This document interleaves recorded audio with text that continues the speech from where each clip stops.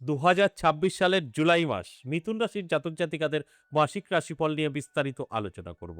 আলোচনা করব স্বাস্থ্য, প্রেম, ভালোবাসা, শিক্ষা, সমস্ত কিছু, অর্থ কি অবস্থায় থাকবে এই জুলাই মাস, সেই সব কিছু নিয়ে আপনাদের বোঝানোর চেষ্টা করব।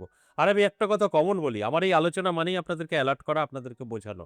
আপনারা যদি শুনে বুঝে যদি আপনার জীবনে এপ্লাই করতে পারেন, সেক্ষেত্রে 100% সফলতা পাবেন। তাই প্রত্যেকটা দিন আমি যে কোনো আলোচনা করি না কেন, একটা কথা কমন বলি যে আপনাদের অ্যালার্ট করার জন্য এই আলোচনা করা হয়। অ্যালার্ট থাকা মানে আপনি সেফ, অ্যালার্ট না থাকলে এই আলোচনা আপনার জীবনে কতটা গুরুত্বপূর্ণ বিষয় নিয়ে আপনার জীবনে উন্নতি হবে, সেটা কিন্তু একটা ভাবার বিষয় থাকে। তাই প্রত্যেকটা আলোচনা আমি যখন করি, গ্রহ নক্ষত্র তার উপরে নির্ভর করে এবং আপনাদের ভালো সময় সেটা জানানোর চেষ্টা করি। ওই ভালো সময়টা আপনারা যদি ভালো কাজে ব্যবহার করতে পারেন, সেই জায়গা থেকে বেনিফিট পেতে পারেন।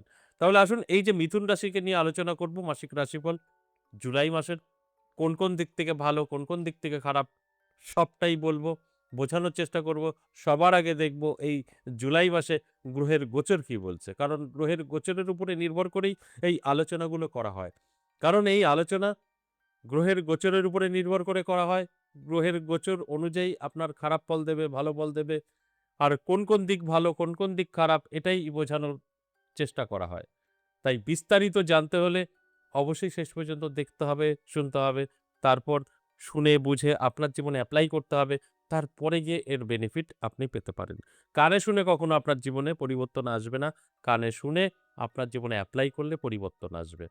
তাহলে আসুন ১ম এই আমি এই জুলাই মাসে গ্রহেদের অবস্থান কি আছে সেটা দেখে নিই। তারপরে বিস্তারিত আলোচনার মাধ্যমে বোঝানোর চেষ্টা করব।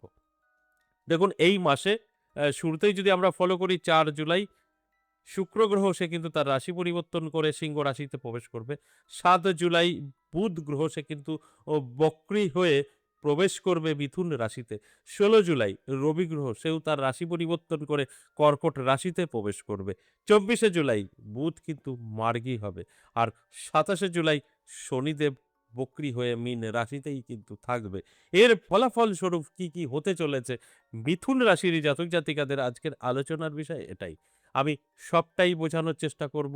আপনি আর্থিক দিক থেকে কতটা শক্তিশালী হবেন, স্বাস্থ্য আপনার সাথ দেবে কিনা, প্রেম বিচ্ছেদ হবে কিনা এবং আপনি আর্থিক দিক থেকে উন্নতি করতে পারবেন কিনা, প্রত্যেকটা প্রশ্নের উত্তর আমি আপনাদের কিন্তু দেব। তার আগে আমার সাথে কিভাবে যোগাযোগ করবেন সে বিষয়টা একটু বলি।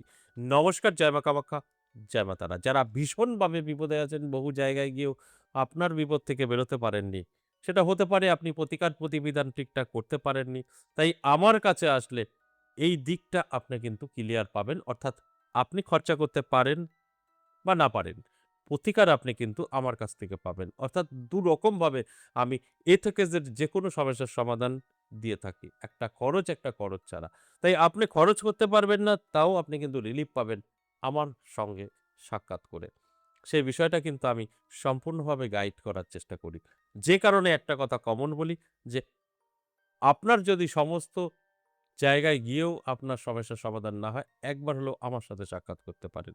আমাকে কোথায় পাবেন? আমাকে পাবেন আমার নিজের মন্দির ১০ মহাবিদ্যা কালীবাড়ি, নদিয়া বীরনগর। প্রত্যেক সপ্তাহে ৩ দিন সোমবার, মঙ্গলবার, বুধবার।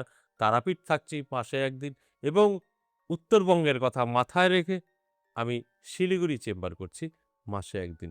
এই শিলিগুড়ি এবং আ তারাপীঠ কোন তারিখে থাকছি জুলাই মাসের শুরুতেই আপনারা জেনে যাবেন। আর জুলাই মাস থেকেই শিলিগুড়ি চেম্বার শুরু হচ্ছে। তাই সঙ্গে থাকুন, স্ক্রিনে দেওয়া নাম্বারে যোগাযোগ করুন।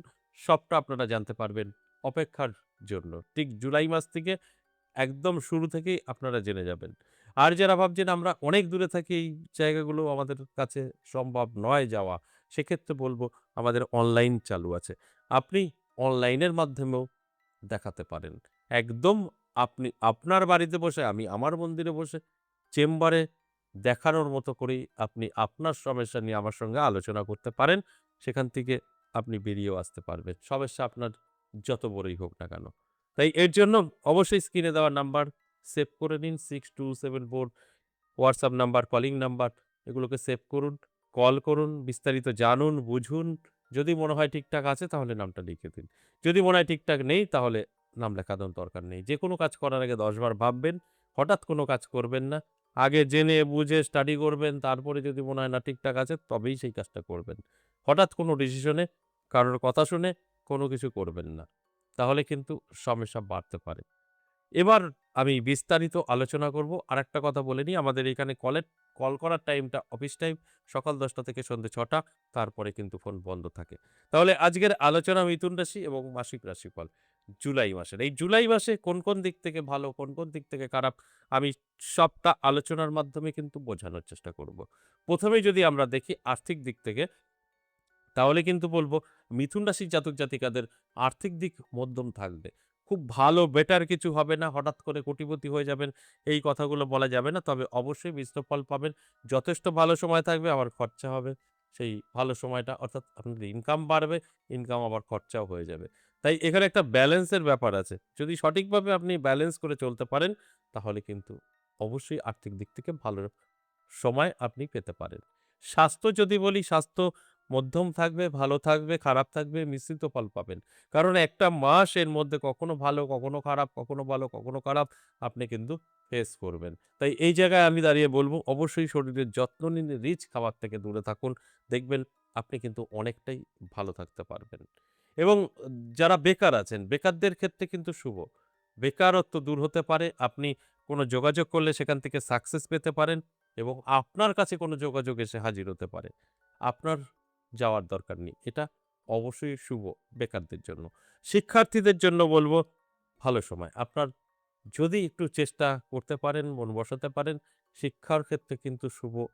এখানে কিন্তু কোনো সন্দেহর জায়গাই নেই। আপনি অবশ্যই একটু এলার্ট থাকুন। আপনার পড়াশোনার দিকটা অনেকটাই ভালোর দিকে যাবে এবং রেজাল্ট গুড হবে। শুধু চেষ্টাটা আপনার কিন্তু করতে হবে। দাম্পত্য পারিবারিক সুখ শান্তির ক্ষেত্রে যদি বলি তাহলে বলব যথেষ্ট ভালো থাকছে। স্বামী-স্ত্রীর মধ্যে একটা মধুময় সম্পর্ক লক্ষ্য করা যাবে এবং নানা সমস্যা আপনার যদি সংসারে থেকে থাকে সেগুলো মিটে যাবে। এই সময় আপনার কোন রকম সাংসারিক প্রবলেম, অশান্তি থাকার কথা না। সমস্ত কিছু কেটে যাবে এবং সুন্দরভাবে জীবনযাপন করতে পারবেন। এই দিক কিন্তু অত্যন্ত শুভ বলেই মানা মানে মানা হয় যে আপনাদের দাম্পত্য পারিবারিক সুখ শান্তির যথেষ্টই শুভ থাকছে। কিন্তু সমস্যা কিছুটা হতে পারে, সেটা রিলেশনের ক্ষেত্রে। লাভ রিলেশন আপনার কিন্তু খুব একটা ভালো যাবে না। লাভ রিলেশনের ক্ষেত্রে কিছু সমস্যা তৈরি হতে পারে, নানা রকম চাপ তৈরি হতে পারে। যে জায়গায় দাঁড়িয়ে আপনি কিন্তু কোনো সিদ্ধান্ত নিলে সেটা ভুল সিদ্ধান্ত নেওয়া হবে। তাই রিলেশনের ক্ষেত্রে, লাভ রিলেশনের ক্ষেত্রে একটু ভাবনা চিন্তা করুন, একটু ওয়েট করে যেকোনো সিদ্ধান্ত নিন। সেখান থেকে সঠিক অবশ্যই আপনি সঠিক রাস্তায় পৌঁছাতে পারবেন।